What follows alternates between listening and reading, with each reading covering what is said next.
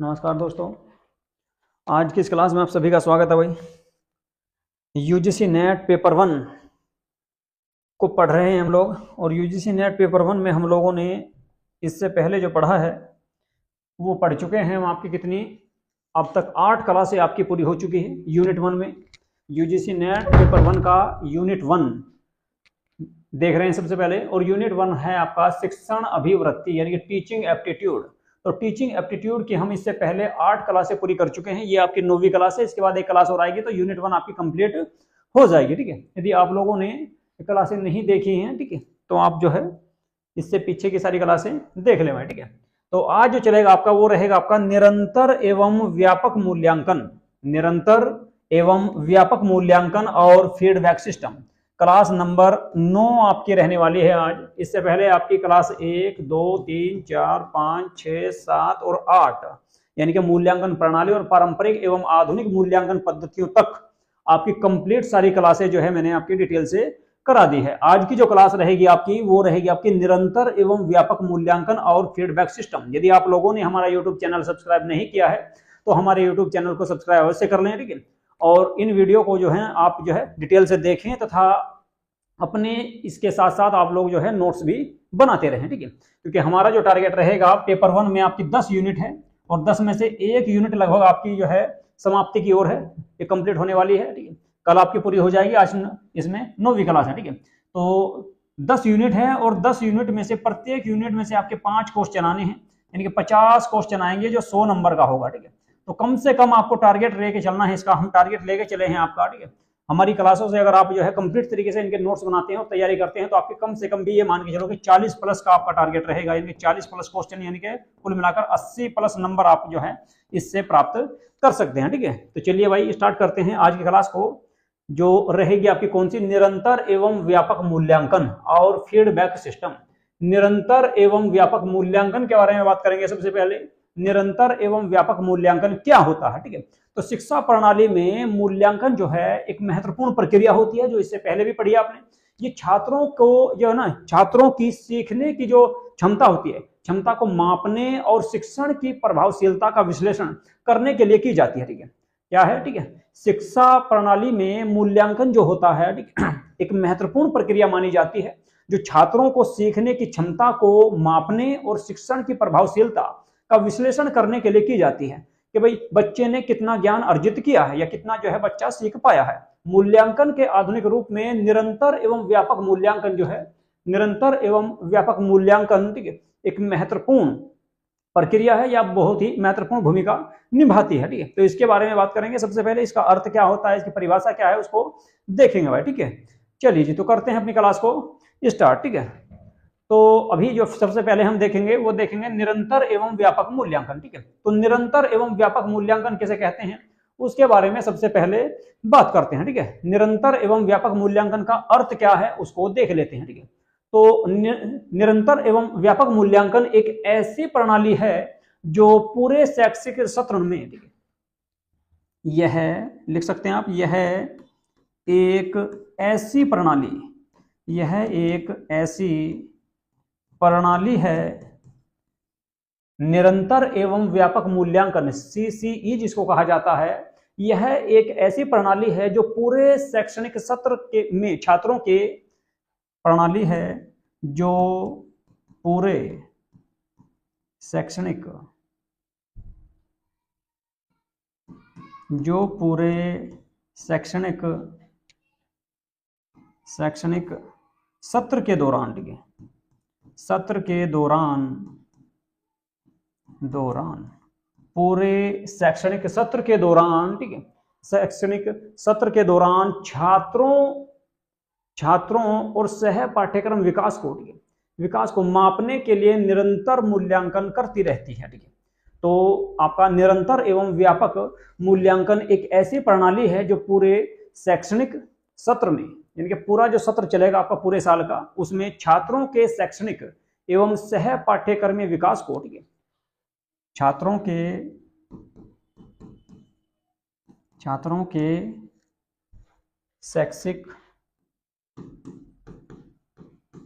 शैक्षणिक एवं पूरे पाठ्यक्रम, पूरे पाठ्यक्रम,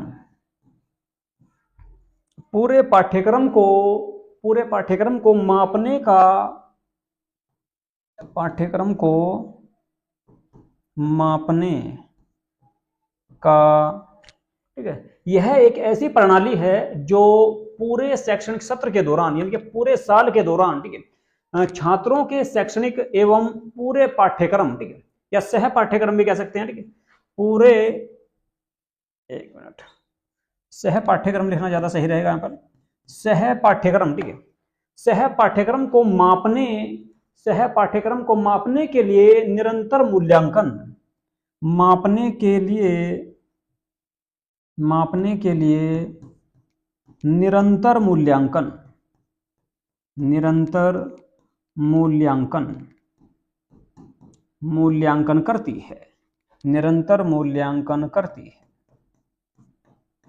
करती है, ठीक है। तो निरंतर एवं व्यापक मूल्यांकन की अगर मैं बात करूं, यह एक ऐसी प्रणाली है या यह एक ऐसी प्रक्रिया है जो पूरे शैक्षिक दौरान या पूरे साल के दौरान, सत्र के दौरान छात्रों के शैक्षणिक एवं सह पाठ्यक्रम को मापने के लिए निरंतर मूल्यांकन करती है। तो उसको जो है निरंतर एवं व्यापक मूल्यांकन कहा जा सकता है। कुल मिलाकर शॉर्ट में अगर मैं इसको बताऊं, यह एक ऐसी प्रक्रिया है जिसमें पूरे साल, ठीक है, पूरे साल छात्र को जो कुछ भी सिखाया जा रहा है, ठीक है, तो उसके आपका उसका मूल्यांकन करने की एक प्रकार की ये प्रक्रिया है। उसी को कहा जाता है क्या, ठीक है, उसी को कहा जाएगा निरंतर एवं व्यापक मूल्यांकन, ठीक है, जो इसमें लगातार बच्चे का मूल्यांकन किया जाता है, ठीक है। अब बात करें इसके बाद, सीसीई को दो प्रमुख भागों में विभाजित किया गया है। कौन कौन से भागों में विभाजित किया गया है?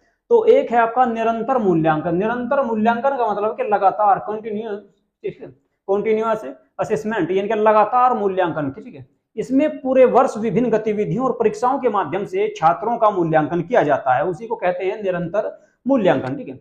जिस जो है इसमें लिख सकते हैं आप, इसमें पूरे वर्ष विभिन्न गतिविधियों और परीक्षाओं के माध्यम से, इसमें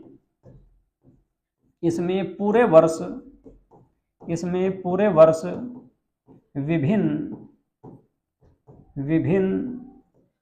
गतिविधियों, विभिन्न गतिविधियों, इसमें पूरे वर्ष विभिन्न गतिविधियों तथा परीक्षाओं के माध्यम से, परीक्षाओं के माध्यम से छात्रों का मूल्यांकन किया जाता है, मूल्यांकन किया जाता है, मूल्यांकन किया जाता है, ठीक है।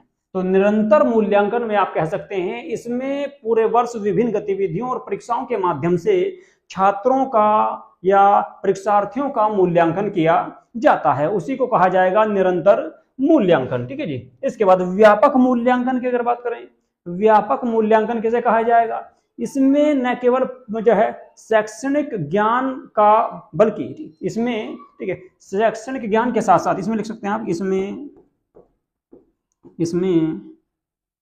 स्कूली ज्ञान, अगर साधारण सी भाषा में लिखना चाहो तो स्कूली ज्ञान के साथ साथ, स्कूली ज्ञान के साथ साथ, इसमें स्कूली ज्ञान के साथ साथ सामाजिक, बौद्धिक,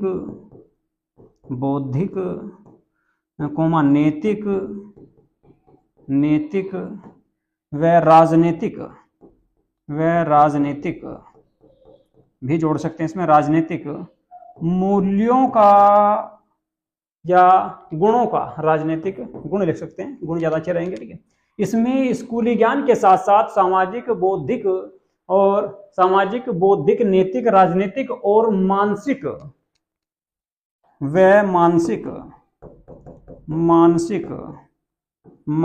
तथा भावात्मक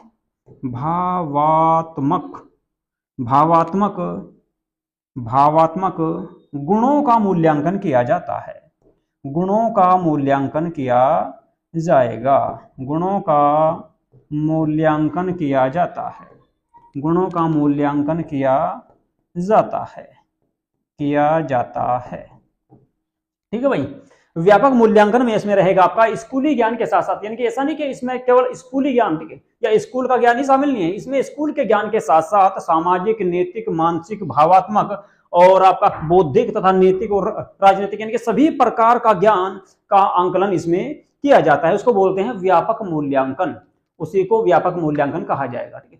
निरंतर मूल्यांकन में केवल आपका स्कूली ज्ञान की जो है स्कूली ज्ञान का मूल्यांकन किया जाएगा, और इसमें स्कूल के ज्ञान के साथ साथ, शैक्षिक ज्ञान के साथ साथ या शैक्षणिक ज्ञान के साथ साथ, ठीक है, सामाजिक, नैतिक, राजनीतिक, मानसिक, भावात्मक आदि मूल्यों का भी इसमें आपका मूल्यांकन किया जाता है, या आदि गुणों का भी उसमें मूल्यांकन किया जाएगा बच्चे का, तो उसी को कहेंगे व्यापक मूल्यांकन। चलिए जी, इसके बाद 80 की विशेषताएं, इसकी विशेषता क्या होगी, ठीक है, इसकी विशेषता क्या क्या हो सकती है उसके बारे में देखते हुए, ठीक है, इसकी जो विशेषता हो सकती है उसके बारे में बात करेंगे। तो इसका जो है, एक तो सबसे पहले कह सकते हैं कि ये प्रक्रिया पूरे वर्ष भर चलती है, ठीक है, यह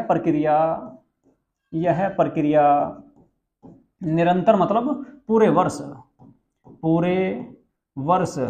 चलती है, पूरे वर्ष चलती है जी, ठीक है, पूरे वर्ष चलती है, यानी कि मूल्यांकन की जो प्रक्रिया है वो लगातार चलती रहती है, पूरे वर्ष चलती रहती है, ठीक है, केवल अंतिम परीक्षा तक ही सीमित नहीं है। ठीक है, ऐसा नहीं कि भाई अंतिम जो है कि लास्ट में ही 6 माह के बाद या 1 साल के बाद ही परीक्षा होगी, इसमें लगातार आपका जो है ये ऐसी प्रक्रिया है, ठीक है, सीसीई वाली, कि इसमें लगातार जो है बच्चे की निरंतर मूल्यांकन चलता रहता है वर्ष भर, ठीक है, इसमें मूल्यांकन होता रहता है। दूसरा क्या है कि इसमें क्या होता है, जो है बच्चों का बौद्धिक, रचनात्मक, सामाजिक और नैतिक क्षमताओं का भी मूल्यांकन किया जाता है, जो भी पीछे देखा व्यापक में, ठीक है।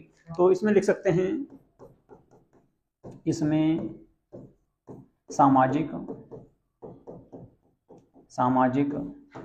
नैतिक, बौद्धिक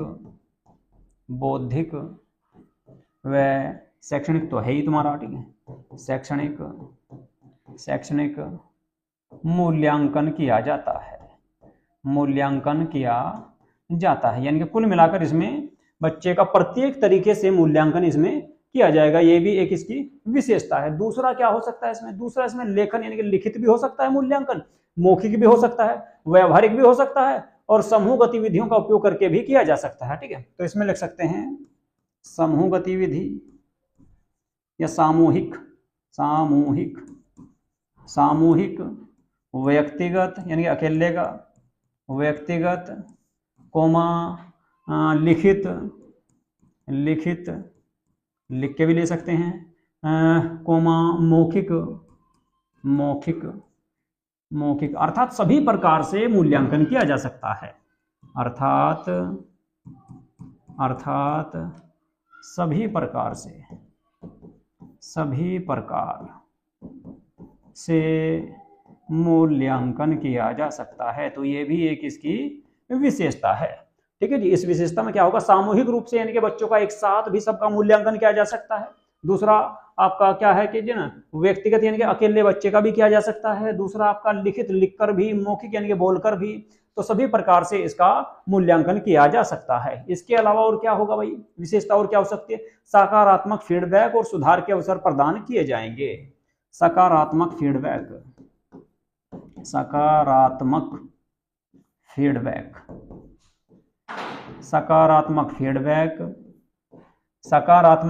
के साथ साथ सकारात्मक फीडबैक और सुधार के अवसर, और बच्चे में जो ना सुधार के अवसर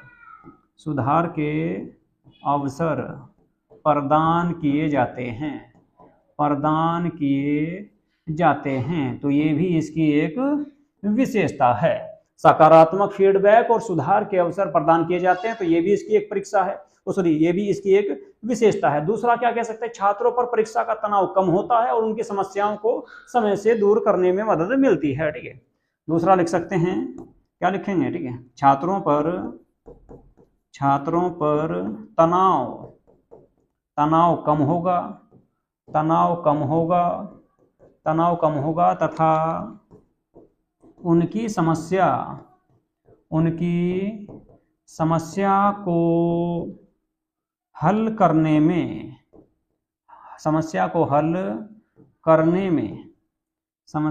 को हल करने में क्या सारा हट जा भाई। समस्या को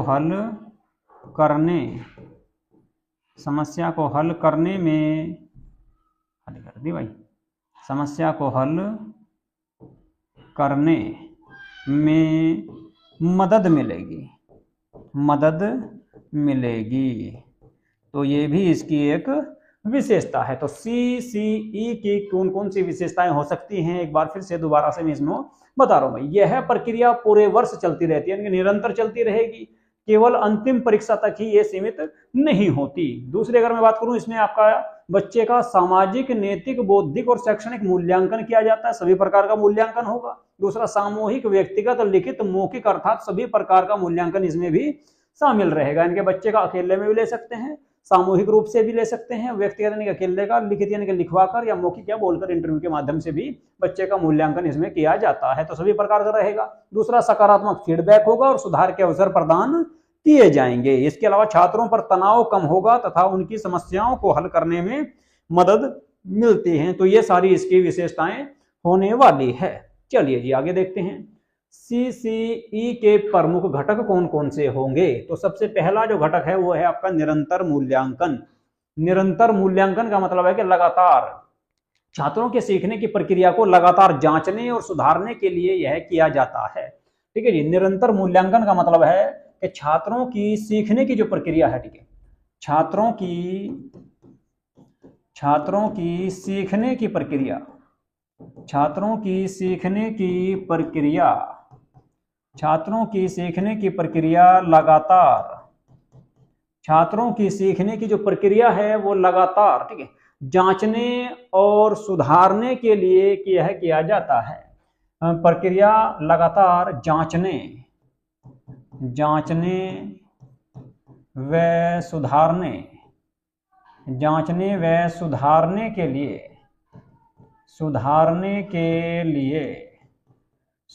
के लिए निरंतर मूल्यांकन किया जाता है। इसमें क्या होगा कि परीक्षा या कक्षा गतिविधियां या असाइनमेंट या परियोजनाएं सभी को इसमें शामिल किया जाता है। यानी कुल मिलाकर बच्चा जितने भी कार्य करता है कक्षा में या कक्षा के बाहर, उन सभी को इसमें शामिल किया जा सकता है। उसी को कहा जाएगा आपका निरंतर मूल्यांकन। एग्जाम्पल में अगर मैं इसमें बताऊं आपको कौन कौन से शामिल कर सकते हैं, तो साप्ताहिक और मासिक परीक्षण ले सकते हैं। ठीक है, उदाहरण के तौर पर ले सकते हैं साप्ताहिक व मासिक टेस्ट या मासिक परीक्षण इसका एक एग्जाम्पल हो सकता है भाई आपका। ठीक है, इसके अलावा और क्या हो सकता है जी, और हो सकता है गृह कार्य और जो है परियोजना कार्य। ठीक है, गृह कार्य बच्चे को जो घर पे काम दिया जा रहा है, ठीक है, तो गृह कार्य एवं परियोजना कार्य, गृह कार्य एवं परियोजना कार्य जो उसको प्रोजेक्ट के लिए दिया गया है, ठीक है, वो भी इसमें शामिल हो जाएगा। इसके अलावा और क्या शामिल कर सकते हैं जी, और इसमें आपका जो है सामूहिक चर्चा या समूह चर्चा और प्रस्तुतिकरण भी शामिल कर सकते हैं। तो समूह चर्चा व प्रस्तुतिकरण को भी इसमें शामिल किया जा सकता है। तो CEE के प्रमुख घटक में सबसे पहले निरंतर मूल्यांकन की बात कर रहे हैं। निरंतर मूल्यांकन का मतलब है कि छात्रों के सीखने की प्रक्रिया, छात्रों के जो सीखने की जो प्रक्रिया है वो लगातार, ठीक है, लगातार जांचने और सुधारने के लिए उसका इसमें उपयोग किया जाता है। इसमें एग्जाम्पल साप्ताहिक और मासिक परीक्षण हो सकते हैं। बच्चे का जो है साप्ताहिक और मासिक परीक्षण किया जाएगा। इसके अलावा गृह कार्य और परियोजना कार्य दिया जाएगा उसको। इसके अलावा समूह चर्चा और प्रस्तुतिकरण पर भी विचार किया जाएगा। तो ये सारे के सारे जो है आपके मूल्यांकन में आएंगे। कौन से में? निरंतर मूल्यांकन में। इसके बाद दूसरा है आपका व्यापक मतलब यानी बहुत ज्यादा। ठीक, इसमें क्या होगा, इसमें केवल पाठ्यक्रम ना होके सामाजिक, मानसिक और नैतिक मूल्यों या क्षमताओं का भी आंकलन किया जाएगा। इसमें लिख सकते हैं आप, इसमें पाठ्यक्रम के साथ साथ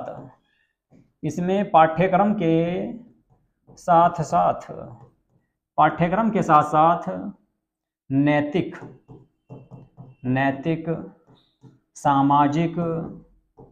सामाजिक व बौद्धिक, ठीक है जी, इसमें लिख सकते हैं। इसमें पाठ्यक्रम के साथ साथ नैतिक, सामाजिक, ठीक है, बौद्धिक और मानसिक मूल्यों और मानसिक और मानसिक मूल्यों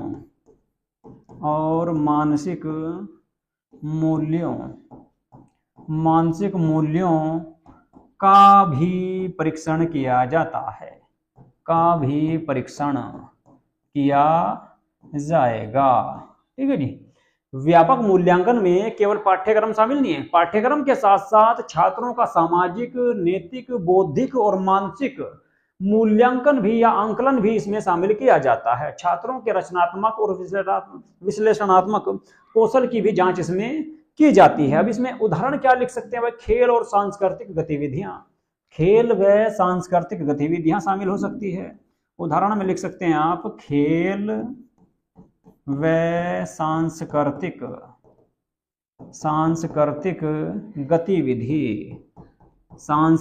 गतिविधि को भी शामिल कर सकते हैं इसमें, सांस्कृतिक गतिविधियां। ठीक है जी। इसके अलावा और क्या शामिल कर सकते हैं? नेतृत्व क्षमता या समूह कार्य या समूह चर्चा को भी इसमें शामिल कर सकते हैं। ठीक है। तो किसी चीज का किस तरह से कौन सा बच्चा नेतृत्व कर रहा है, नेतृत्व क्षमता व समूह कार्य को भी इसमें शामिल कर सकते हैं। और क्या शामिल कर सकते हैं भाई? ठीक है। और इसमें क्या शामिल किया जा सकता है? इसमें और आपका समस्या समाधान की क्षमता, कौशल व समस्या समाधान की क्षमता को भी शामिल कर सकते हैं। ठीक है जी। संवाद कौशल व समस्या समाधान को इसमें शामिल किया जा सकता है। तो ये सारी की सारी जो है इसकी विशेषता हो सकती है। ठीक है। कौन कौन सी हो सकती हैं? तो व्यापक मूल्यांकन का मतलब है इसमें केवल पाठ्यक्रम या शैक्षिक कार्यक्रम ही शामिल नहीं है, उसके बाहर की भी चीजों को इसमें शामिल किया जाएगा। जैसे आपका नैतिक मूल्य, सामाजिक मूल्य, बौद्धिक और मानसिक मूल्यों का भी इसमें परीक्षण किया जाता है। उसी को बोलते हैं व्यापक मूल्यांकन। व्यापक मूल्यांकन के अगर एग्जाम्पल की मैं बात करूं तो इसमें खेल व सांस्कृतिक गतिविधियां हो जाएंगी शामिल, नाटक वगैरह हो जाएंगे इसमें सारे, उनको शामिल किया जाएगा। नेतृत्व क्षमता यानी कि कोई बच्चा किसी काम को या किसी जो है बच्चों के बीच में रह के किस तरह से उसमें आपका अपना नेतृत्व प्रदान करता है। ठीक है। या कैसे बच्चों को लीड करके लेके चलता है अपने साथ में। समूह कार्य भी इसमें शामिल हो जाएगा। संवाद कौशल और समस्या समाधान को भी इसमें शामिल किया जा सकता है। तो ये रहेगा आपका व्यापक मूल्यांकन। उम्मीद है कि आप लोगों की समझ में आ गया होगा। इसके बाद सीसी के मूल्यांकन के प्रकार। ठीक है। यानी कि भाई इसके कितने प्रकार होते हैं? सबसे पहले दिया गया है आपका कौन सा? फॉर्मेटिव असेसमेंट यानी कि प्रारंभिक मूल्यांकन क्या होगा? यह शिक्षण प्रक्रिया के दौरान किया जाएगा। ठीक है। ये आपका पीछे भी आया था। ठीक। तो शिक्षण प्रक्रिया के दौरान होगा, यह शिक्षण प्रक्रिया के दौरान यानी कि शिक्षण के साथ साथ शिक्षण प्रक्रिया के दौरान किया जाएगा, शिक्षण प्रक्रिया के दौरान किया जाएगा। तो इसको कब किया जाता है? जब आपका जो है ना, जब टीचिंग चल रही हो या शिक्षण चल रहा हो। ठीक है। शिक्षण जो है शिक्षण प्रक्रिया के दौरान किया जा सकता है। ठीक है। या किया जाता है, और जिससे यह समझा जा सके कि छात्र कितना समझ रहा है और कहाँ सुधार की आवश्यकता है, उसके लिए ही आपका प्रारंभिक मूल्यांकन किया जाता है। प्रारंभिक मूल्यांकन का मतलब है कि जब बच्चे की कक्षा चल रही हो तो उसी समय उस बच्चे का मूल्यांकन किया जाता है, जिससे यह समझा जा सके, यह जानकारी प्राप्त की जा सके कि यह बच्चा कितना समझ रहा है या कितना इस बच्चे को समझ में आ रहा है और कहाँ कहाँ पर जो है इसमें सुधार की आवश्यकता है। तो तो उसी के लिए किया जाता है क्या? जो आपका प्रारंभिक मूल्यांकन। ठीक है। एग्जाम्पल में अगर मैं इसमें बात करूं तो इसमें आपका एक तो कक्षा परीक्षण आ जाएगा, साथ के साथ ही बच्चे से कुछ खड़ा करके पूछना। ठीक है। या वहीं से बैठे बैठे पूछना। ठीक है। एक क्विज आ जाएंगे। ठीक है। इसके अलावा मौखिक परीक्षा इसमें आ जाएगी, परियोजनाएं आ जाएगी। तो वह सारे के सारे आपके प्रारंभिक मूल्यांकन में ही शामिल होते हैं। ठीक है। तो उन सबको प्रारंभिक मूल्यांकन के अंतर्गत रखा जाता है। चलो जी। इसके बाद योगात्मक मूल्यांकन। ठीक है। योगात्मक मूल्यांकन किसे कहा जाएगा भाई? यह एक निश्चित अवधि के बाद किया जाता है। मान लो 1 माह ले लिया। ठीक है। बच्चे का जो है ना 1 महीने तक पढ़ाया, उसके बाद टेस्ट लेना। ठीक है। या 2 माह पढ़ाया, 6 माह पढ़ाया, उसके बाद टेस्ट लेना, या पूरा 1 वर्ष के बाद में ठीक है उसका टेस्ट लेना, तो उसको कहा जाता है योगात्मक मूल्यांकन। ठीक है। इसमें लिख सकते हैं यह एक निश्चित अवधि के बाद किया जाता है। यह एक निश्चित अवधि के बाद किया जाता है। निश्चित अवधि के बाद किया जाता है। ठीक है जी, योगात्मक मूल्यांकन का मतलब है कि एक निश्चित अवधि के बाद बच्चे का परीक्षण करना या उसका टेस्ट लेना या उसकी परीक्षा लेना, और छात्रों की समग्र उपलब्धि को इसमें मापा जाता है। इसमें छात्र की समग्र उपलब्धि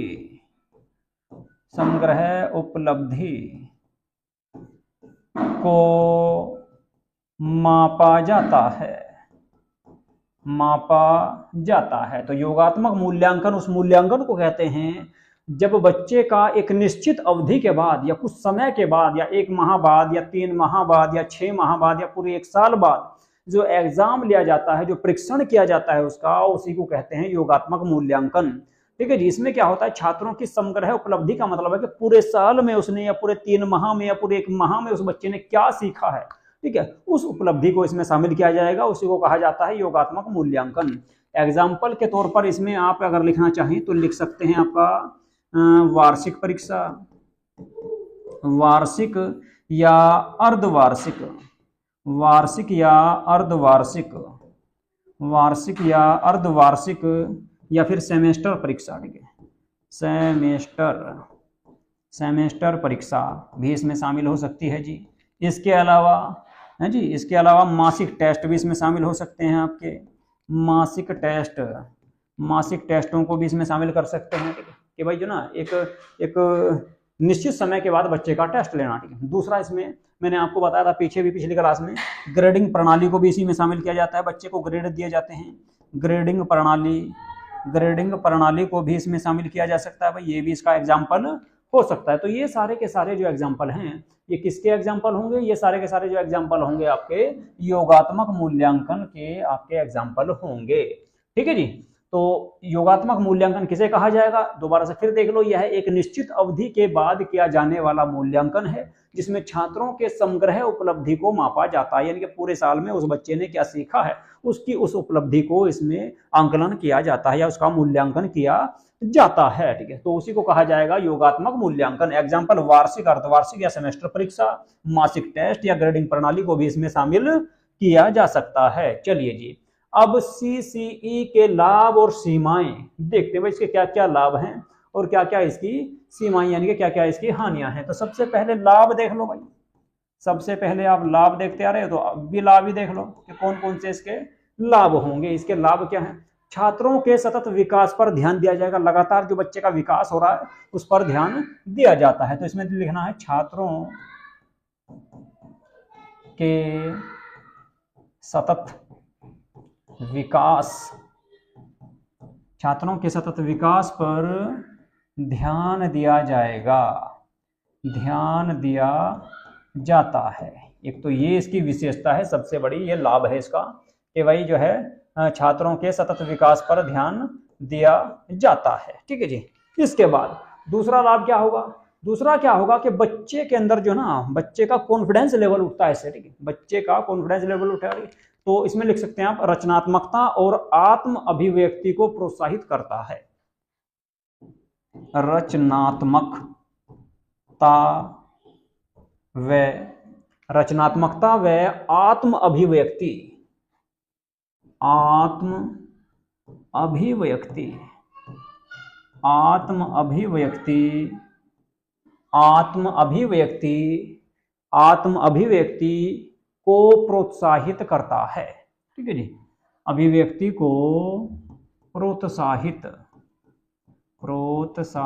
करता है, प्रोत्साहित करता है, यानी कि कुल मिलाकर इससे बच्चे का कॉन्फिडेंस लेवल ऊंचा होता है। तो ये भी उसका एक इसकी विशेषता होगी या लाभ होगा। दूसरा क्या होगा कि परीक्षा का तनाव बच्चे पर कम आएगा। ठीक है, दूसरा लिख सकते हैं परीक्षा का तनाव, परीक्षा का तनाव कम होगा, परीक्षा का तनाव कम होगा। जब बच्चे का निरंतर मूल्यांकन होता रहेगा, ठीक है, तो कम होगा, परीक्षा का तनाव भी बच्चे पर कम होगा। जब बच्चे का निरंतर मूल्यांकन होता रहेगा, लगातार टेस्ट होता रहेगा, तो उससे क्या होता है कि बच्चे का जो ना उसकी अच्छी तैयारी रहती है। ठीक है, तो उस पर परीक्षा का दबाव ज्यादा नहीं होगा। दूसरा क्या होगा, छात्रों की वास्तविक क्षमताओं को उजागर करने में मदद मिलती है इससे। ठीक है, छात्रों की वास्तविक क्षमता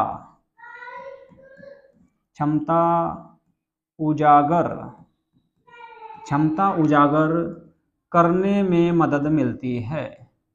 करने में क्या मिलेगी? मदद मिलेगी। तो बच्चों की या छात्रों की वास्तविक क्षमता जो है, उनके अंदर जो कैपेसिटी है, उसको उजागर करने में अधिक आपकी क्या मिलती है? मदद मिलती है। इसके अलावा फीडबैक के माध्यम से सुधार की गुंजाइश भी होती है भाई, ठीक है। फीडबैक के माध्यम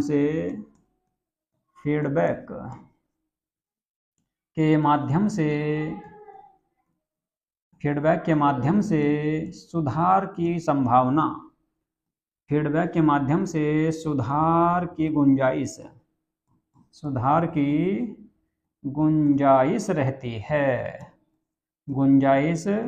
रहती है। मान लो बच्चा कुछ गलत कर रहा है तो उसमें सुधार करने की गुंजाइश इसमें रहती है। तो ये सारे इसके जो है हम लाभ लिख सकते हैं। इसके बाद हानि भी होगी भाई इसकी, ठीक है। तो हानि देख लेते हैं, ठीक है। तो हानि क्या होगा? इसमें शिक्षकों को अतिरिक्त कार्यभार करना पड़ेगा। एक तो ये होगा, है जी। हानि लिख लेते हैं भाई, ठीक है। हानि में लिखिएगा सबसे पहले शिक्षकों पर अतिरिक्त भार बढ़ेगा। एक तो ये हानि है, शिक्षकों पर अतिरिक्त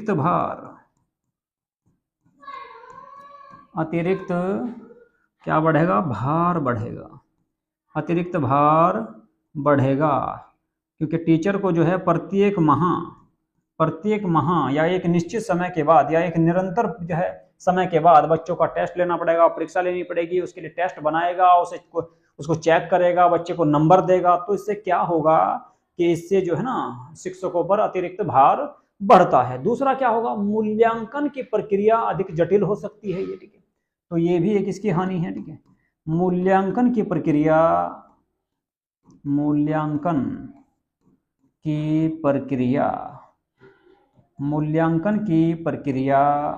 जटिल हो सकती है। मूल्यांकन की प्रक्रिया जटिल हो सकती है। तो एक ये भी इसकी हानि है भाई, ठीक है। और क्या हो सके जी हानि? सोच के बताओ भाई, ठीक है। हाँ, और क्या हानि हो सकती है? और हानि हो सकती है भाई, सभी स्कूलों में संसाधनों की कमी हो सकती है। जरूरी नहीं कि सारे संसाधन सभी स्कूल में हों, ठीक है। तो लिखो जी, सभी स्कूलों में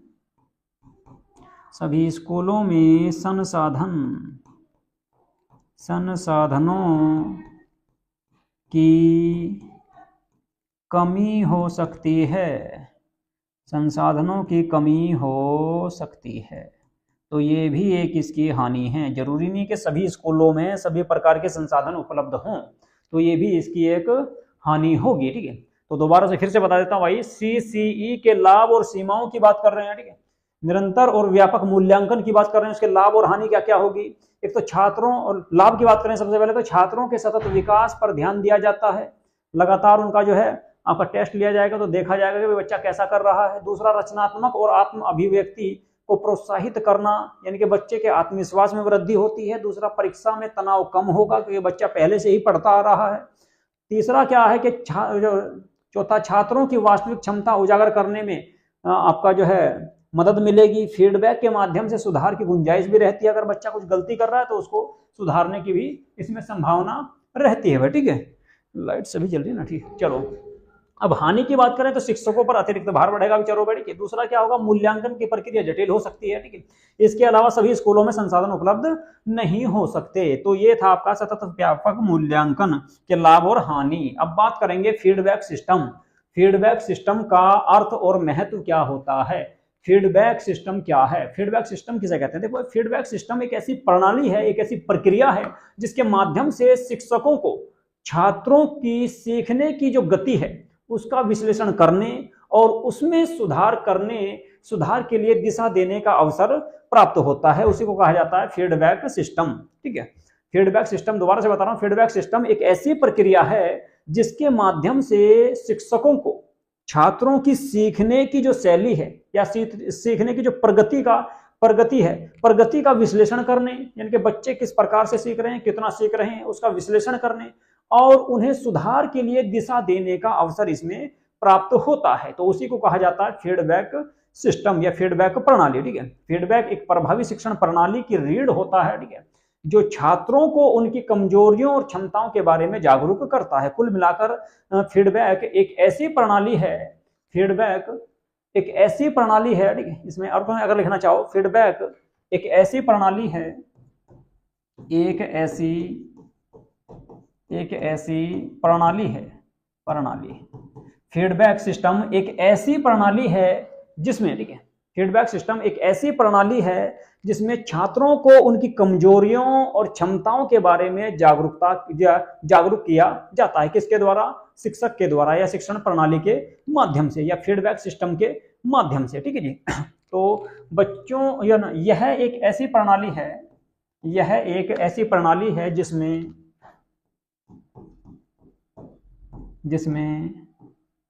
छात्रों को यह एक ऐसी प्रणाली है, लिखना चाहो तो लिख सकते हो आप मेरे साथ साथ, यह एक ऐसी प्रणाली है जिसमें छात्रों को उनकी कमजोरियों और क्षमताओं के बारे में, छात्रों को उनकी कमजोरियां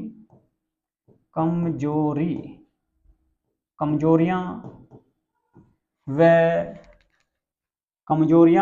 क्षमता के बारे में उजागर किया जाता है।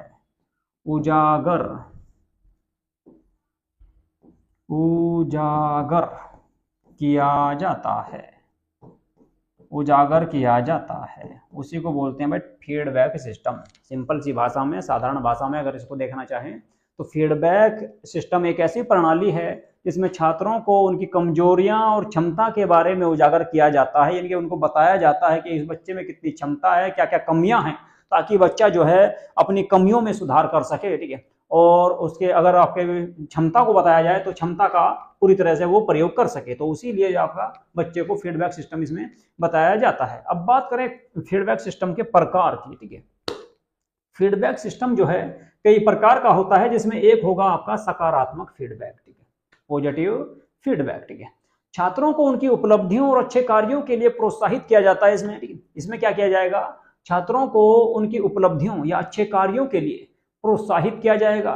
ठीक है, इससे क्या होगा कि छात्रों के अंदर आत्मविश्वास में वृद्धि होगी, बच्चों का आत्मविश्वास बढ़ेगा। ठीक है, तो उसी को कहा जाता है क्या? सकारात्मक फीडबैक। सकारात्मक फीडबैक में बच्चों की उपलब्धियां और उनकी क्षमताओं के बारे में या उनके अच्छे कार्यों के बारे में बताकर उन्हें प्रोत्साहित किया जाता है, ताकि उनका आत्मविश्वास और प्रेरणा में विकास हो सके। ठीक है, आगे बात समझे। एग्जाम्पल लिख सकते हैं भाई ना, कि तुम बहुत अच्छा, और या मान लो किसी बच्चे से उत्तर लिया गया कि तुमने बहुत अच्छा उत्तर दिया, या तुम्हारे सोचने की क्षमता बहुत अधिक प्रभावशाली है। ठीक है, तो ये कुछ इसके एग्जाम्पल हो सकते हैं, उसको कहा जाएगा सकारात्मक फीडबैक। ठीक है, इसके बाद दूसरा है नकारात्मक फीडबैक। नकारात्मक फीडबैक जो ना बिल्कुल इसका उल्टा होगा भाई। ठीक है, इसमें छात्रों को उनकी गलती का संकेत दिया जाता है, बच्चों को बताया जाता है कि भाई आपने यहाँ पर गलती की है, और उन्हें सुधारने की सलाह दी जाती है। ये भी बच्चों के लिए, देखो ये तो लाभदायक है ही, ठीक है, लेकिन ये भी लाभदायक है बच्चों के लिए। ठीक है, क्योंकि बच्चे को उसकी गलती का एहसास कराया जाता है, और जो है उसमें उसको सुधार करने का अवसर प्रदान किया जाता है, ताकि दोबारा से फिर वो उस प्रकार की गलती ना करे। यह हमेशा निर्णयात्मक होना चाहिए। ठीक है, दूसरा। ठीक है, इसके बाद आपका अगर इसमें एग्जाम्पल की बात करें कि तुमने अच्छा प्रयास किया है, लेकिन इस उत्तर को और बेहतर बढ़िया तरीके से आप जो है बच्चे जो है लिख सकते थे, तो ऐसा उसमें बच्चों को कहा जा सकता है। कैसे कह सकते हैं कि तुमने जो ना इसमें बहुत अच्छा उत्तर दिया है, लेकिन इसको और भी अच्छा या और भी बेहतर बनाया जा सकता है, या इस पर्सन पर अधिक ध्यान देने की आवश्यकता है तुमको। कि तुमने जो ना मान लो किसी बच्चे को कोई आपके द्वारा प्रश्न दिया गया, और उस बच्चे ने उसका उत्तर लिखा। ठीक है, तो उसको ये नहीं कहना कि उस बच्चे ने जो ना कि भाई आपने इसका उत्तर गलत दिया, ये बताना कि ये इसका आंसर सही है, लेकिन इसका और भी अच्छे तरीके से आंसर जो है इस प्रकार से दिया जा सकता है। तो उसी को कहा जाएगा आपका क्या? नकारात्मक फीडबैक। ठीक है, चलिए जी, इसके बाद देखते हैं नंबर 3 पर कौन सा है? संवादी फीडबैक। संवादी फीडबैक के बारे में अगर मैं बात करूं तो ये कौन सा जो है फीडबैक होगा? इसमें क्या होता है? इसमें छात्रों को उनकी त्रुटियों और सुधार के उपायों के बारे में विस्तार से बताया जाता है। डिटेल से बच्चे को समझाने का प्रयास किया जाता है कि भाई आपने यहाँ पर गलतियां की हैं, और इसमें ये इस तरह से सुधार किया जा सकता है। ठीक है, या इसके जो है इसको इस तरह से इस प्रकार से आप सही कर सकते हो, तो उसको कहा जाएगा संवादी फीडबैक। डिस्क्रिप्टिव फीडबैक, ठीक है। इसमें क्या होगा, मान लो जो ना बच्चे ने कोई काम किया या कोई जो है किसी पर्सन का जो है हल किया है, ठीक है, तो उसमें कहा जाएगा कि भाई तुम्हारी गणना सही है लेकिन सूत्र का सही उपयोग नहीं हुआ है, अगली बार ध्यान देना इसमें आपको, ठीक है।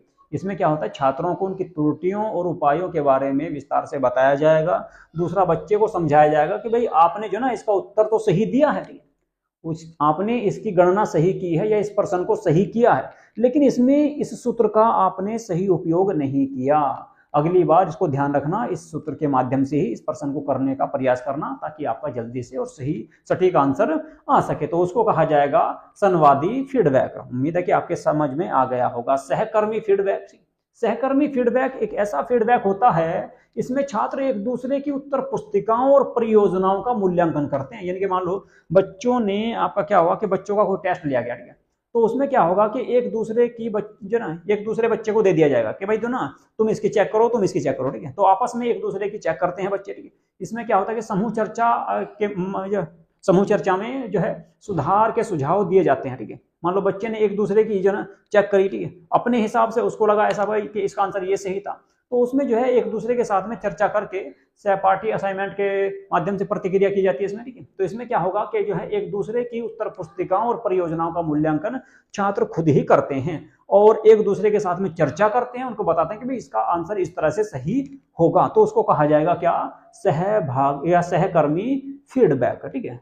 चलिए जी, इसके बाद अच्छा जी, अगला है आपका प्रभावी फीडबैक देने के तरीके।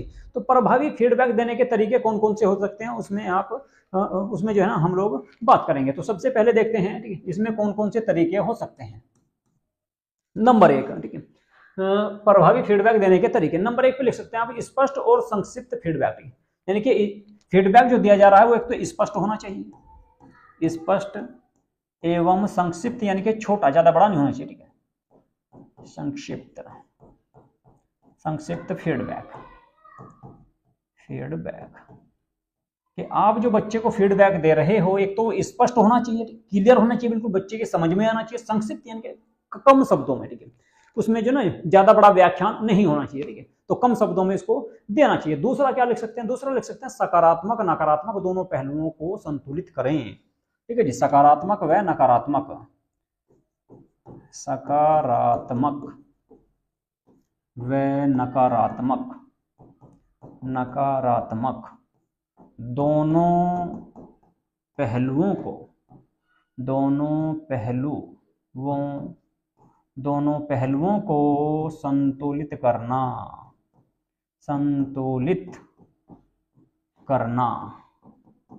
संतुलित करना चाहिए, ठीक है। तो ये भी हो सकता है, ये कि आपका प्रभावी फीडबैक देने का तरीका।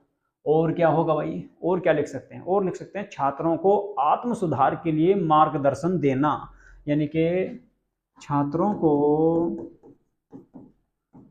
सुधार के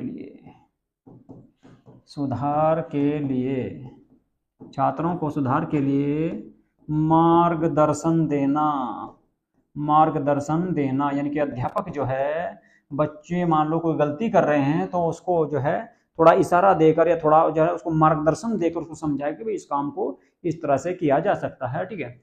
तो छात्रों को आत्म सुधार लिख सकते हैं, ठीक है, छात्रों को सुधार के लिए मार्गदर्शन प्रदान करना, ठीक है, या इसमें लिख सकते हो आप आत्म सुधार, ठीक है, यानी कि खुद, यानी कि अध्यापक जो है बच्चों से कह सकता है भाई आप जो ना इसमें खुद सुधार करने का प्रयास करें, बस थोड़ा सा मार्गदर्शन देकर बच्चों को खुद सुधारने के लिए कहें उसमें, ठीक है, तो उसको कहा जाता है आत्म सुधार, ठीक है। आत्म सुधार का मतलब है कि बच्चों को जो ना मान लो कोई समस्या है और उस बच्चे पर नहीं हो रही तो अध्यापक उसे थोड़ा सा फीडबैक देगा, ठीक है, थोड़ा सा मार्गदर्शन देगा ताकि बच्चा उसे खुद कर सके, ठीक है। दूसरा रहेगा व्यक्तिगत रूप से फीडबैक देने का प्रयास करना चाहिए, व्यक्तिगत रूप से, ठीक है, यानी कि अकेले को, ठीक है, व्यक्तिगत रूप से फीडबैक देने का प्रयास, फीडबैक देने का प्रयास करना चाहिए, फीडबैक देने का प्रयास करना चाहिए, ठीक है। व्यक्तिगत रूप से फीडबैक देने का प्रयास करना चाहिए, प्रयास करें, ठीक है, या प्रयास करना। इसके अलावा और क्या हो सकता है, तकनीकी उपकरण यानी कि ऑनलाइन प्लेटफॉर्म का उपयोग भी करना इसमें बहुत जरूरी है, वो भी आपका सबसे महत्वपूर्ण रहता है भाई, ठीक है। इसमें लिख सकते हैं आप ऑनलाइन, या ऐसे लिख सकते हैं आप इसमें तकनीकी उपकरण, ठीक है, तकनीकी उपकरणों का उपयोग, तकनीकी उपकरणों का उपयोग जैसे ऑनलाइन, ठीक है, ऑनलाइन, ठीक है। तकनीकी उपकरणों का मतलब है ऑनलाइन प्लेटफॉर्म का सहारा लेकर, ठीक है, ऑनलाइन प्लेटफॉर्म, ऑनलाइन प्लेटफॉर्म का सहारा लेकर भी आप जो है प्रभावी फीडबैक दे सकते हैं, ठीक है। तो ये कुछ आपके जो है आपके तरीके हो सकते हैं, ठीक है, ये कुछ तरीके हो सकते हैं आपके किसके प्रभावी फीडबैक देने के तरीके, ठीक है। एक तो स्पष्ट और संक्षिप्त फीडबैक होना चाहिए, दूसरा सकारात्मक नकारात्मक दोनों पहलुओं को संतुलित करना चाहिए, तीसरा कह सकते हैं छात्रों को आत्म सुधार के लिए मार्गदर्शन देना, व्यक्तिगत रूप से फीडबैक देने का प्रयास करना और तकनीकी उपकरणों का उपयोग करके ऑनलाइन प्लेटफॉर्म के माध्यम से बच्चों को फीडबैक देने का प्रयास करना चाहिए। अब बात करते हैं CCE और फीडबैक सिस्टम में संबंध क्या है, ठीक है, दोनों में क्या संबंध हो सकता है, ठीक है। तो इसमें आप लिख सकते हैं भाई CCE और फीडबैक सिस्टम एक दूसरे के पूरक हैं, ठीक है, एक दूसरे के पूरक यानी कि एक दूसरे के समान है, ठीक है। ये दोनों, एक तो लिख सकते हैं आप, ये दोनों एक दूसरे के पूरक हैं, एक दूसरे के पूरक होंगे, पूरक हैं, पूरक मतलब समान, ठीक है, एक दूसरे के पूरक हैं, पूरक का मतलब होता है भाई समान, ठीक है, एक दूसरे के पूरक का मतलब है समान, ठीक, तो एक दूसरे के पूरक होंगे, ठीक है। और CCE छात्रों के सतत मूल्यांकन को सुनिश्चित करता है और फीडबैक उनमें सुधार और प्रगति में सहायता करता है, ठीक है। तो यहाँ पे लिख सकते हैं दूसरा, CCE छात्रों के मूल्यांकन पर बल देता है। तो ये क्या करेगा, छात्रों के मूल्यांकन पर बल देगा, ठीक है, या छात्रों का मूल्यांकन सुनिश्चित करेगा, ठीक है। इसके अलावा फीडबैक सिस्टम क्या होगा, फीडबैक सिस्टम जो है उनके सुधार और प्रगति में सहायता करता है, ठीक है। फीडबैक सिस्टम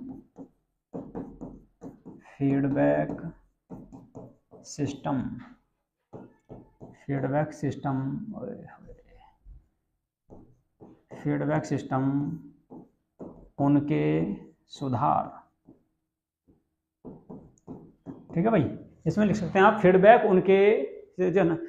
सिस्टम उनके सुधार और प्रगति में सहायता करता है। फीडबैक सिस्टम उनके सुधार व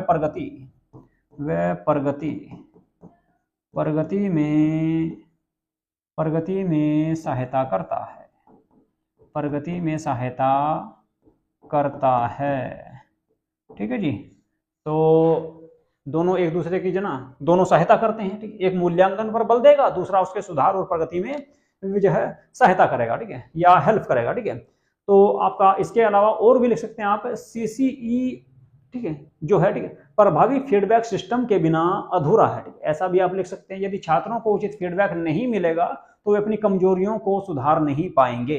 तो कुल मिलाकर दोनों जो है एक दूसरे से जुड़े हुए हैं, CCE ये, ठीक है, यानी कि सतत और व्यापक मूल्यांकन और फीडबैक सिस्टम, ठीक, दोनों एक दूसरे से जुड़े हुए हैं, ठीक है।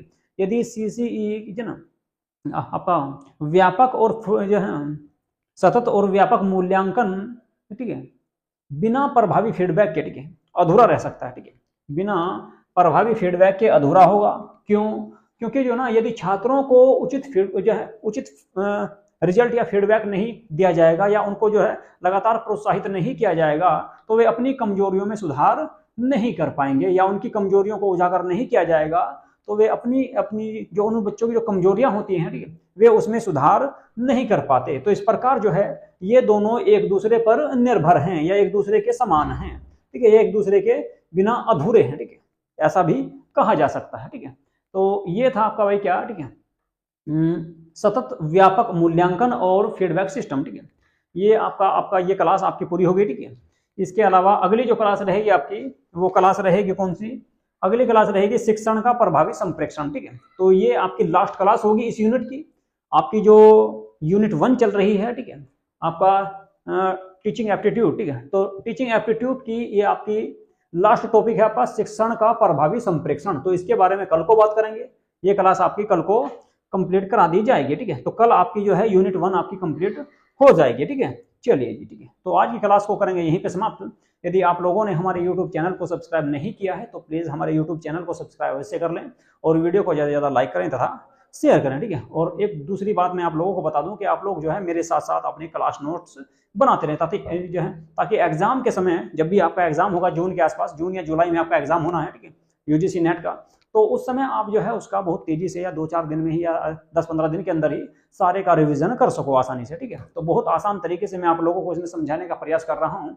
यदि फिर भी आपकी कोई चीज़ें समझ में नहीं आ रही है तो प्लीज़ मुझे जो है एक बार कमेंट बॉक्स में आप लोग जरूर बता दें। ठीक है, मैं उसको दोबारा से समझाने का प्रयास करूँगा। ठीक है भाई, नमस्कार।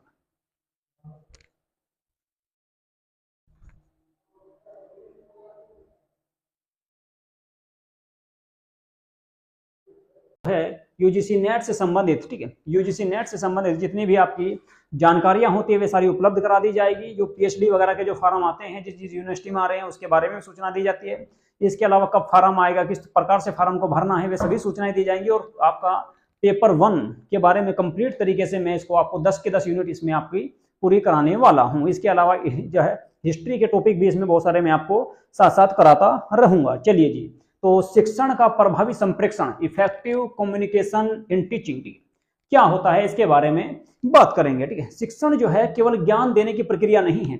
शिक्षण जो है वो ऐसा नहीं कि भाई केवल ज्ञान देने की ही प्रक्रिया है, बल्कि यह एक संप्रेषण यानी कि कम्युनिकेशन की कला है। ठीक है, जिसमें शिक्षक और छात्र के बीच विचारों, भावनाओं, ज्ञान और सूचनाओं का प्रभावी रूप से आदान प्रदान होता है। क्या क्या होता है?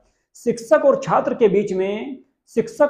के बीच में विचारों, भावनाओं, ज्ञान, सूचना का प्रभावी आदान प्रदान इसमें किया जाता है। यदि शिक्षण में संप्रेषण प्रभावी नहीं होगा तो छात्रों तक ज्ञान सही प्रकार से नहीं पहुंच पाएगा।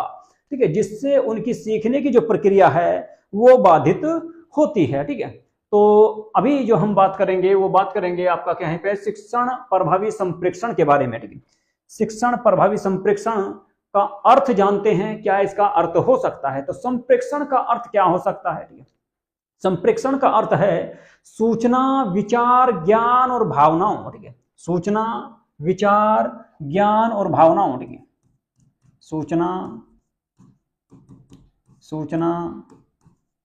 ज्ञान। ठीक है भाई, मेरे साथ साथ लिख सकते हैं। जो है शिक्षण में प्रभावी संप्रेषण का अर्थ सूचना, ज्ञान, विचार एवं सूचना, ज्ञान, विचार एवं भावनाओं का आदान प्रदान करना, एवं भावनाओं का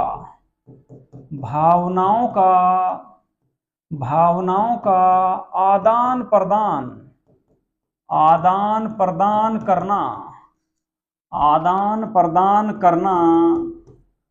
प्रदान करना ही शिक्षण में प्रभावी संप्रेषण कहलाता है। ठीक है जी, ठीक है, शिक्षण में संप्रेषण का मतलब है, क्या मतलब है? शिक्षण में संप्रेषण यानी कम्युनिकेशन का मतलब है कि शिक्षक अपने विचारों, सूचनाओं और ज्ञान को इस प्रकार से प्रस्तुत करे कि छात्र उसे आसानी से ग्रहण कर सके या छात्र उसे आसानी से समझ सके।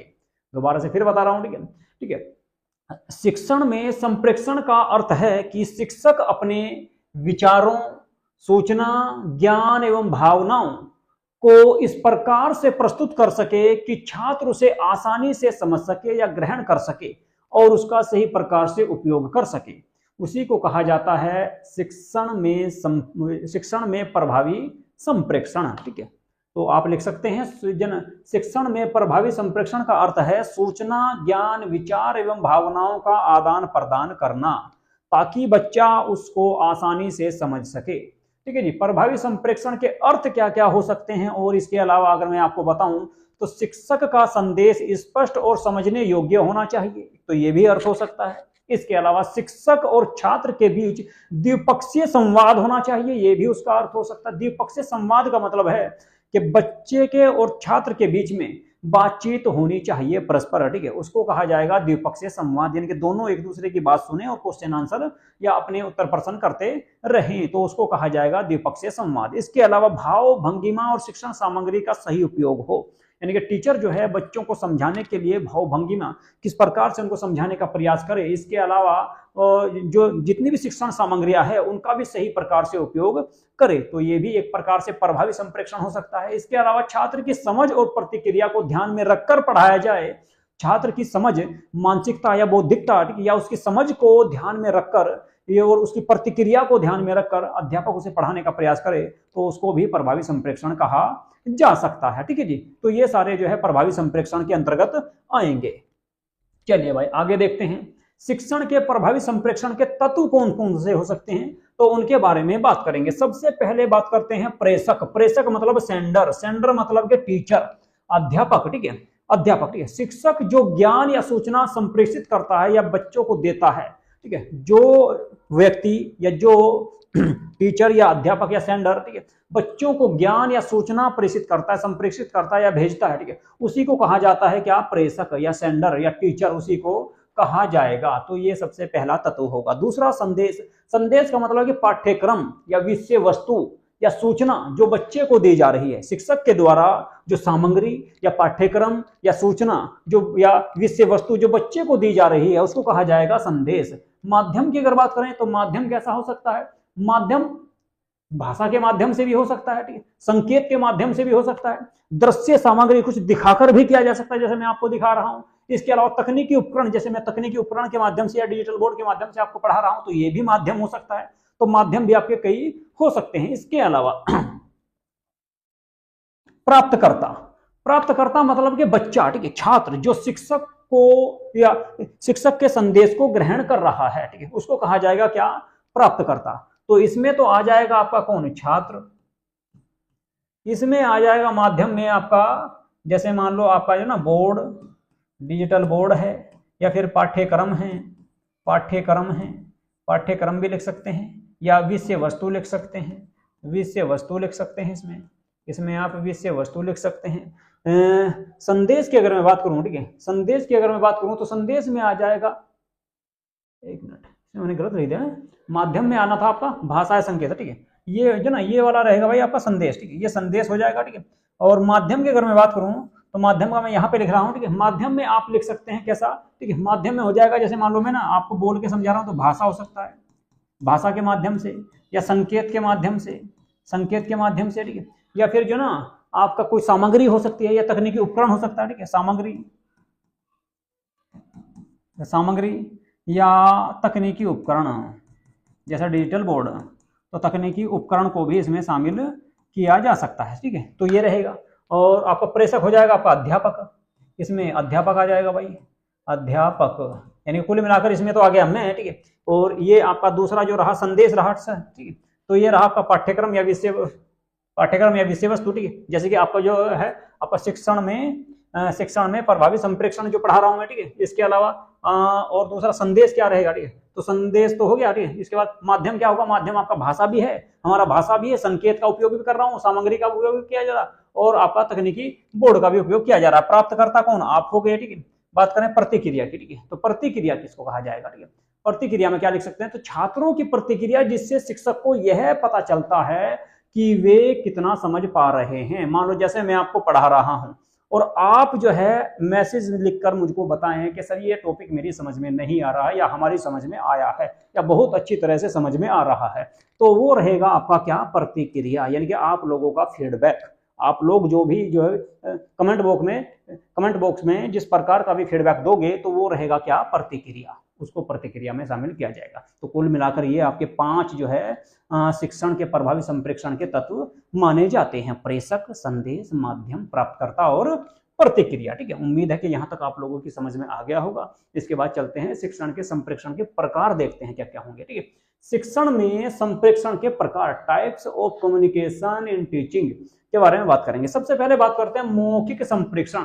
मौखिक संप्रेषण के बारे में, ठीक है, बात करेंगे भाई सब, ठीक है। इसमें क्या होगा, इसमें भाषा और शब्दों के माध्यम से विचारों का आदान प्रदान किया जाता है केवल, ठीक है। भाषा और शब्दों के माध्यम से, भाषा और शब्दों के माध्यम से अपने विचारों का आदान प्रदान करते हैं बच्चे भी और छात्र भी, ठीक है। जैसे कक्षा में व्याख्यान देना, व्याख्यान मतलब लेक्चर देना, ठीक है। मौखिक प्रश्नोत्तर, ठीक है, बच्चों से क्वेश्चन पूछा, बच्चों ने आंसर दिया, ठीक है। इसके अलावा समूह चर्चा, आपस में बैठकर किसी विषय पर चर्चा कर रहे हैं तो वो सारा आ जाएगा किसमें, मौखिक संप्रेषण में। उम्मीद है कि आप लोगों की समझ में बहुत अच्छी तरीके से आ गया होगा। दोबारा से फिर से बता देता हूं, इसमें भाषा और शब्दों के माध्यम से विचारों का आदान प्रदान किया जाता है। लिखना चाहो तो लिख भी सकते हो, ठीक है, उसी को मौखिक संप्रेषण कहा जाएगा। एग्जाम्पल के तौर में लिख सकते हैं कक्षा में लेक्चर देना, व्याख्यान देना, या दूसरा मौखिक प्रश्नोत्तर, यानी कि जो है मौखिक प्रश्न बूझना और बच्चे जो है उसका उत्तर देंगे मौखिक ही, ठीक है। इसके अलावा समूह चर्चा भी इसमें शामिल की जा सकती है। इसके बाद लिखित संप्रेषण। लिखित संप्रेषण किसको कहा जाएगा भाई, ठीक है। लिखित संप्रेषण का आप लोगों को सभी अच्छी तरह से पता है। इसमें जो है लिखित रूप से जानकारी या निर्देश दिए जाते हैं। लिखित रूप से यानी कि लिखकर जानकारी या निर्देश इसमें दिए जाते हैं। इसमें क्या होगा, जैसे पाठ्य पुस्तकें हैं, नोट्स हैं, परीक्षा में प्रश्न पत्र आता है आपका ईमेल या संदेश के माध्यम से, या मान लो आप कमेंट बॉक्स के माध्यम से मुझे कुछ लिख के भेज रहे हैं, तो वो रहेगा कैसा, लिखित संप्रेषण। मानो मैंने आपसे कोई क्वेश्चन पूछा और आप लोगों ने कमेंट करके उसको मुझको दिया, तो उसको क्या कहा जाएगा, लिखित संप्रेषण उसको कहा जाएगा, ठीक है जी, समझ में आ गया होगा। इसके बाद बात करते हैं गैर मौखिक संप्रेषण।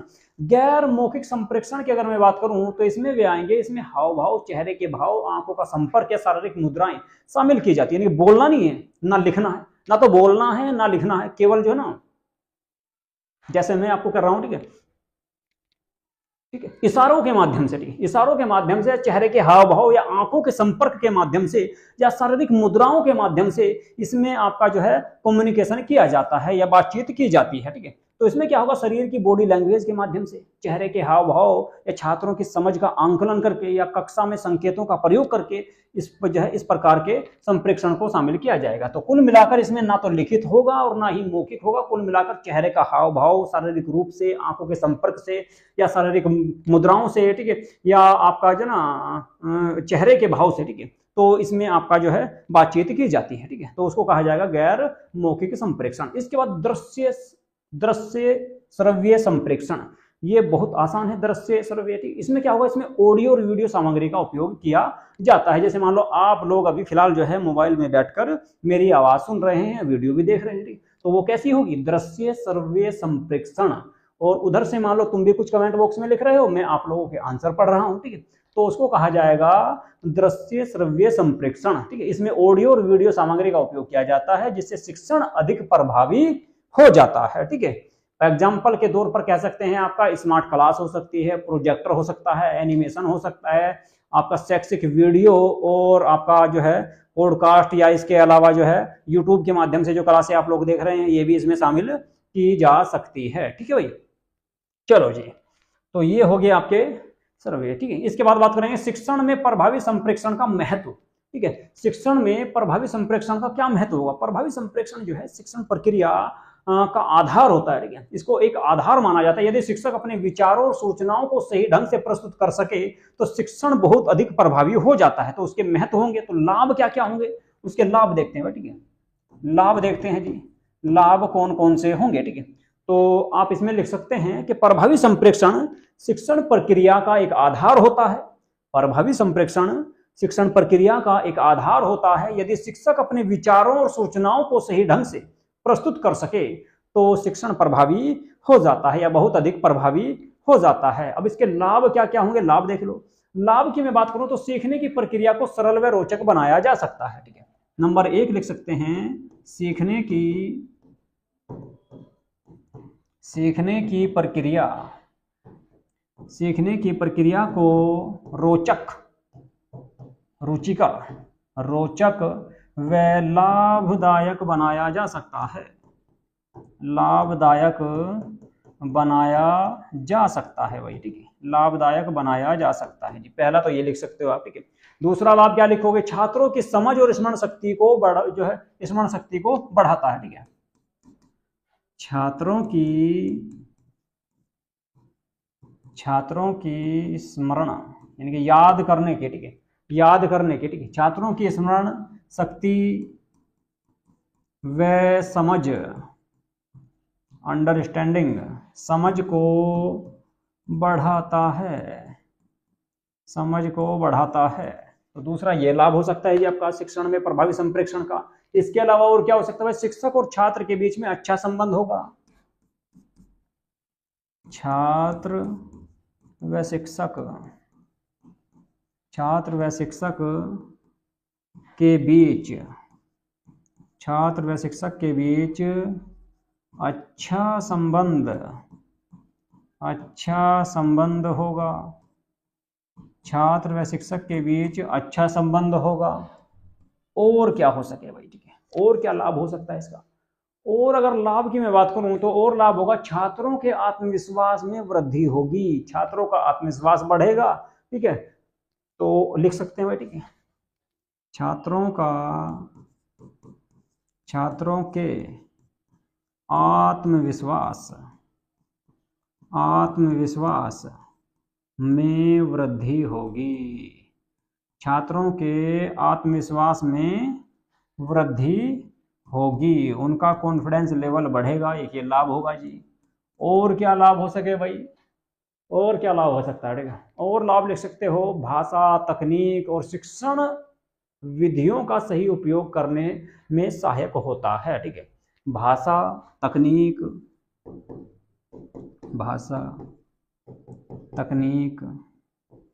व शिक्षण सहायक सामग्री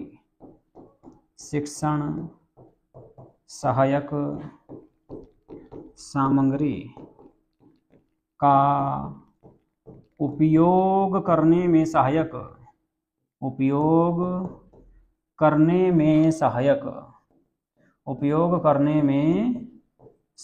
होता है जी। तो ये सारे इसके क्या होंगे भाई, महत्व होंगे या लाभ होंगे, ठीक है। कौन कौन से, दोबारा फिर से देख लो। सीखने की प्रक्रिया को रोचक और लाभदायक बनाया जा सकता है, छात्रों की स्मरण शक्ति यानी कि याद करने की शक्ति और समझ को बढ़ाया जा सकता है इससे, ठीक है। इसके अलावा और क्या होगा, छात्र व शिक्षक के बीच अच्छा संबंध होगा। दूसरा, छात्र के आत्मविश्वास में वृद्धि होगी, भाषा, तकनीक व शिक्षण सहायक सामग्री का उपयोग करने में सहायता मिलेगी। तो ये सारे के सारे जो है इसके लाभ हो सकते हैं। इसके अलावा बाधाएं क्या क्या होंगी, हानियां क्या क्या हो सकती हैं, ठीक है। तो बाधा क्या सकती है, ठीक है, शिक्षण में संप्रेषण को कई प्रकार की बाधाओं से प्रभावित कर सकते हैं। शिक्षण में संप्रेषण को कई प्रकार की बाधाएं प्रभावित कर सकती हैं। अब कौन कौन सी भाषा प्रभावित कर सकती हैं? एक तो भाषागत बाधा होती है, ठीक है,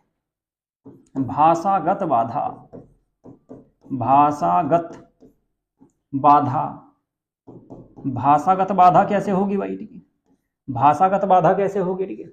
मान लो यदि शिक्षक जो है, शिक्षक और छात्र के बीच में अलग अलग भाषा थी भाई, मान लो टीचर की भाषा अलग है और बच्चे की भाषा अलग है, ठीक है, तो दोनों के बीच में क्या होगा, सही प्रकार से संप्रेषण नहीं हो पाएगा।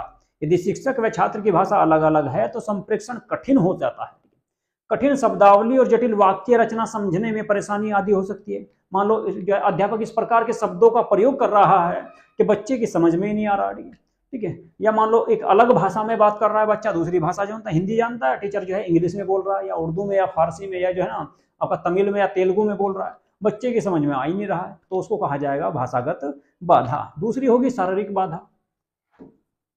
नंबर 2, शारीरिक बाधा। इसके बारे में बात करें, ये क्या भाई, कक्षा का बड़ा आकार होना, ठीक है। मान लो जो ना बहुत बड़ी कक्षा है, बच्चे तक आवाज ही नहीं पहुंच रही, ठीक है। आगे बात समझ, खराब ध्वनि व्यवस्था, ठीक है, बच्चे की समझ में आ नहीं रहा कि अध्यापक क्या बोल रहा है। अव्यवस्थित बैठने की स्थिति, बैठने की व्यवस्था नहीं है, ठीक है। तो इसके अलावा, ठीक है, मान लो जो ना क्लास में गर्मी हो रही है, पंखे नहीं है, ठीक है। तो बहुत सारी चीजें ऐसी हैं जो शारीरिक बाधा के अंतर्गत आ जाएगी। नंबर 3 पर मानसिक बाधा आ जाएगी भाई,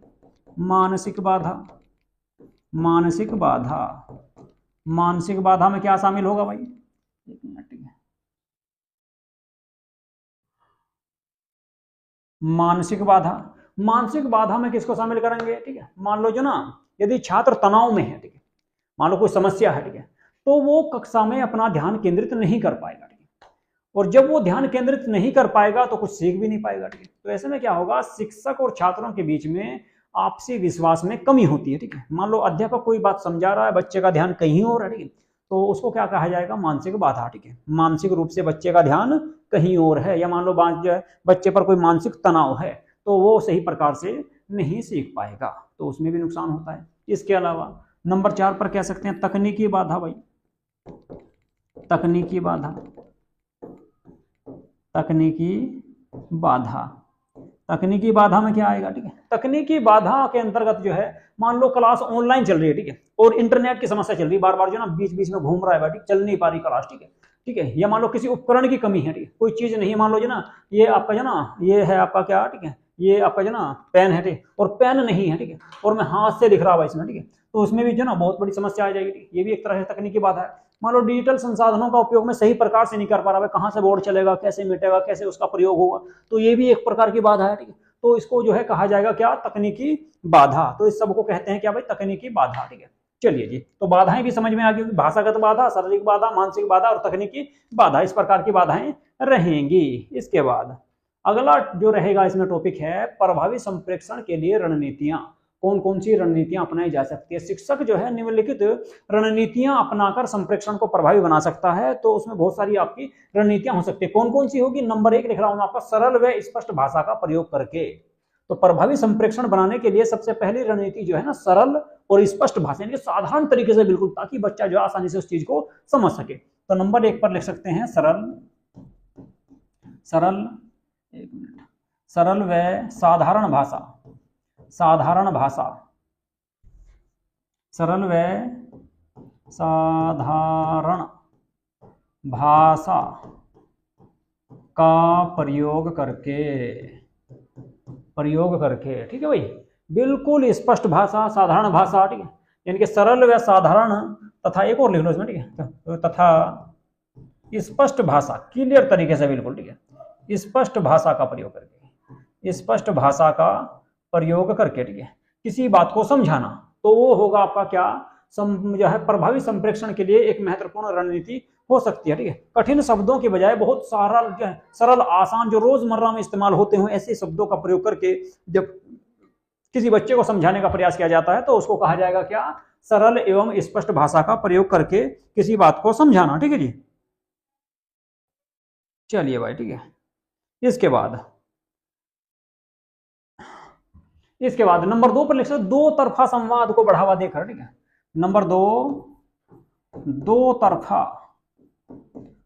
तरफा संवाद, इनके बातचीत, संवाद को बढ़ावा देकर,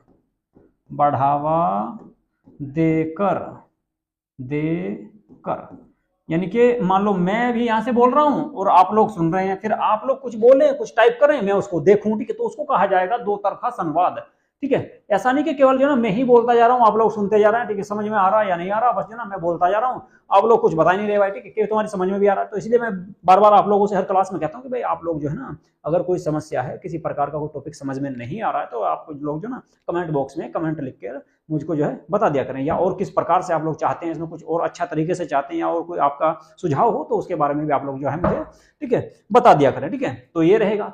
इसके बाद और तीसरा क्या लिख सकते हैं, ऑडियो वीडियो के माध्यम से, ठीक है, ऑडियो वीडियो और डिजिटल टूल का प्रयोग करके, ठीक है, इसमें लिख सकते हैं आपका ऑडियो वीडियो व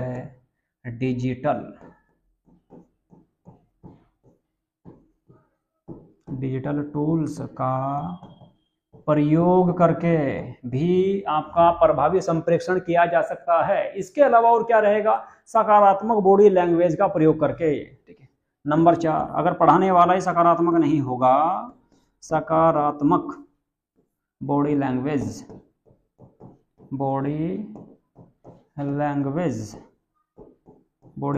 का प्रयोग करके, सकारात्मक बॉडी लैंग्वेज का प्रयोग करके भी संप्रेषण को प्रभावी बनाया जा सकता है। इसके अलावा और क्या रणनीति हो सकती है, छात्रों की प्रतिक्रिया लेकर, बच्चों से पूछ के, जैसे मैं हर क्लास के एंड में आप लोगों से पूछता हूं, भाई कोई दिक्कत हो, कोई समस्या हो तो प्लीज मुझे बता दिया करें, ताकि जो है मैं आपकी समस्या का निदान कर सकूं, उसको हल कर सकूं, या उसकी समस्या, आपकी समस्या का समाधान कर सकूं।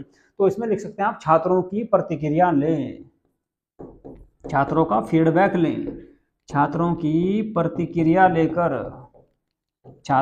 प्रतिक्रिया लेकर भी आप जो है अपने संप्रेषण को प्रभावी बना सकते हैं। तो ये सारे ऐसे आपके जो है तरीके हैं जिनके माध्यम से आप अपने संप्रेषण को, या आप अपने जो है आप अपने संप्रेषण को प्रभावी बना सकते हैं, ठीक है भाई, इसको प्रभावी बना सकते हैं। ठीक है, तो उम्मीद है कि आप लोगों की समझ में ये क्लास आ गई होगी। ठीक है, तो ये जो है आपका एक अच्छा जो है प्रभावी संप्रेषण ही आपका प्रभावी शिक्षण का आधार होता है। ठीक है, तो इसमें आपका जो है मौखिक भी हो सकता है, लिखित भी हो सकता है, दृश्य श्रव्य भी हो सकता है। गैर मौखिक संप्रेषण को मिलाकर एक प्रभावी शिक्षण पद्धति जो है बनाई जा सकती है। शिक्षकों को संप्रेषण बाधाओं को दूर करने के लिए नई नई रणनीतियां या नई नई विधियों का उपयोग करना चाहिए। ठीक है, आगे बात समझे, क्योंकि जो ना एक अच्छा शिक्षक केवल ज्ञान देने वाला नहीं होता। ठीक है, एक अच्छा शिक्षक केवल ज्ञान देने वाला ही नहीं होता, बल्कि वह एक प्रभावी संप्रेषण भी होता है। एक जो है एक आपका जो ना सूचना को आदान प्रदान करने वाला भी होता है, जो छात्रों की जिज्ञासा को उजागर और उन्हें सीखने के लिए प्रेरित करता है। ठीक है, तो आपको जो है इसमें यदि कोई किसी प्रकार की समस्या है, ठीक है, किसी भी प्रकार की समस्या है, ठीक, आपकी आज 10 क्लासें कंप्लीट हो चुकी हैं, 10 क्लासें आपकी कंप्लीट करा दी है मैंने, यानी कि यूनिट 1 आपकी आज पूरी हो गई है। ठीक है, यदि किसी भी टॉपिक पर किसी भी तरह की आपको किसी भी प्रकार की कोई समस्या है तो आप उसके बारे में मुझे कमेंट बॉक्स में लिखकर बता सकते हैं। मैं उसके बारे में दोबारा से आपको एक डाउट क्लास लेकर उसमें समझा दूंगा क्लियर तरीके से। ठीक है भाई, चलिए, तो यहीं पर आज हम लोग जो है आप आज की क्लास को करेंगे समाप्त। ये 10वीं क्लास थी आपकी यूनिट 1 की, और यूनिट 1 आज आपकी पूरी हो गई है। ठीक है, यूनिट 1 आज आपकी मैंने कंप्लीट करा दी है। ठीक है, तो यदि जिन बच्चों ने हमारा यूट्यूब चैनल अभी तक भी सब्सक्राइब नहीं किया है, ठीक है, तो प्लीज आप लोग जो है हमारे यूट्यूब चैनल को सब्सक्राइब अवश्य कर लें, और ऑल पर एक आपका जो आता है बेल बनी होती है, उस पर ऑल का आता है, ठीक है, चिन्ह, तो उस पर ऑल पर दबा दें, ताकि जब भी हम जो है अब वीडियो अपलोड करें या लाइव कराएं या किस तरह भी क्लास कराएं, तो या कोई भी सूचना देना चाहें तो आप लोगों को उसका सबसे पहले मैसेज प्राप्त हो जाता है। ठीक है, तो चलिए भाई, यहीं पर करेंगे क्लास को समाप्त। और यदि आप लोगों ने हमारे जो है यूट्यूब चैनल को सब्सक्राइब नहीं किया तो प्लीज़ जो है सब्सक्राइब तो अवश्य कर लें, और वीडियो को ज़्यादा से ज़्यादा लाइक करें तथा शेयर करें, और भाई वीडियो को पूरा देख लिया करें। ठीक है, ताकि जो है ये वीडियो जो है और लोगों तक भी पहुंचे, और इसको शेयर करें ज़्यादा से ज़्यादा। ठीक है, ज़्यादा से ज़्यादा शेयर करें और दूसरों तक पहुंचाने का भी प्रयास करें, ताकि और लोगों को भी इसका लाभ हो सके। ठीक है, चलिए, नमस्कार।